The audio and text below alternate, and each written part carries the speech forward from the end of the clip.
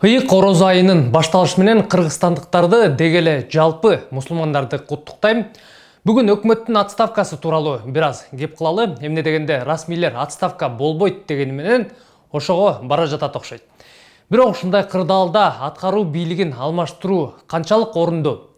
Алмашып калса ким өкмөттү жетектейт? Мүмкүн болгон талапкерлер кимдер болуп атат? Анда сөз башынан болсун. Өткөн апта 2 жылдан бери иштеп жаткан Мухаммедкалый Абылгазиевдин өкмөтү отставкага кетет деген кеп тарап кызуу талкуу жаралган эле. Бул өңдүү сөздөр жөн эле чыкпайт. Бул дагы кандайдыр бир стратегия болушу мүмкүн. Коомчулуктун оюн билүү үчүн ушундай нерселерди агуй чыгарып турат. Бир нерсе кыларда. Бирок биз муну иликтеп, жиликтеп салгандан кийин бул ушак деп өкмөт андан кийин президенттин аппараты билдирүү тараткан. Премьер-министрдин жана өкмөттүн отставкага кетиши, өлкөнүн өкмөт башчысы кызматына талапкер тандоо сыяктуу ар кандай маалыматтык манипуляциядан оолак болушуңуздарды суранабыз. Соңку күндөрү көбүртүп жабырткан ушактарды кимдир бирөө атайын бир максатты көздөп таратып жатат деген божомолубуз бар. Азыр ушундай кырдаалда өкмөттү таркатуу бир жагынан алып караганда акылга сыйбаган нерсе го дейм. Ооба, Абылгазиевдин өкмөтү алгылыктуу иштей албай жатат. Эч нерсе кыла алган жок деген кептер айтылып эле келет. Азыр алмаштырганда деле эмне өзгөрөт эле? Эч нерсе.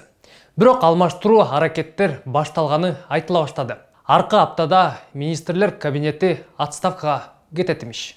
Өкмөттүн отставкасы тууралуу ушактар чындыкка жакындай баштады окшойт. Өлкөнүн атайы кызматтары премьер-министрликке мүмкүнчүлүгү бар талапкерлердин таржымалын чындап териштирип, маалымат топтой башташыптыр. Бул жума болбосо да, аркы жума алмашат го. Анткени мындай механизмдер жөн эле башталбайт. Негизи отставкага кетер алдында ушундай иш башталат. Бул серепчинин сөзүнө ишенсе болот го дейм. Анткени күч органдарында байланыштар бар.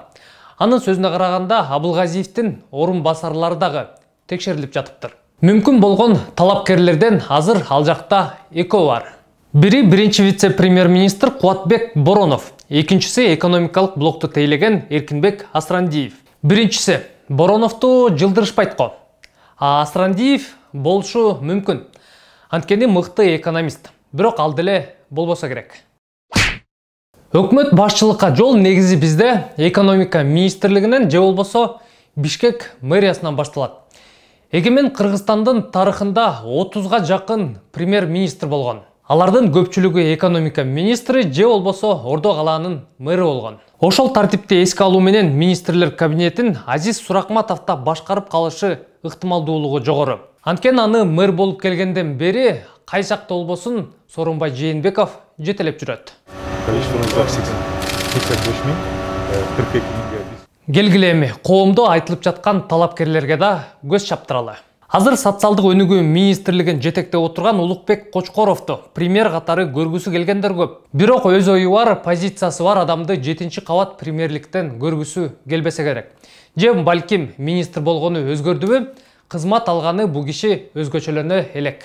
Кыргыз Республикасынын эмгек жана социалдык өнүгүү министрлиги акыркы ушул пандемияга байланышкан жагдайды эске алуу менен ушул биз тарабыбыздан төлөнүп аткан бардык социалдык төлөмдөрдү үзгүлтүксүз төлөө боюнча чечим кабыл алынган. Социалдык тармактарда өлкөнүн кыйын кырдаалдан чыгарса Бабанов чыгарат дегендер да бар. Өмүрбек Бабановду азыркы президенттин командасы жолотпойт болуш керек. Азыр өз алдынчалуулугу бар адамдар бийликке керек эмес. Курчуп турган убакытта ушул кырдаалды токтотуш үчүн элибиз мындай болсо мындай опур толду болуп турган кезде ушуну токтотуу үчүн учуп келдим. Дагы кимдердин аттары аталып жатты эле? Баса, Акылбек Жапаров премьерликке даярмын. Бат эле ушул кыйын кырдаалдан чыгарам деп айтып чыккан жайы бар. Чыгаруу жолдорун айткан эмес. Же баягы ар бир облусту ар бир мамлекеттерге берип салмакпы ким билсин. Японияга бир эле областты бербейли.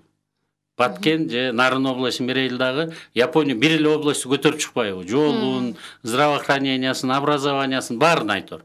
Япониядай бир татнакай кылып чыкпайбы? Америкадагы бир эле областты албайбы? Ушундай бир 6 чоң өнүккөн өлкөгө Орусияны кошуп туруп бир көтөрүп койбойлу, 6 жерге бөлүп койбойлу. Андан ары майдаланабыз десек, бизде 40 посольство бар экен.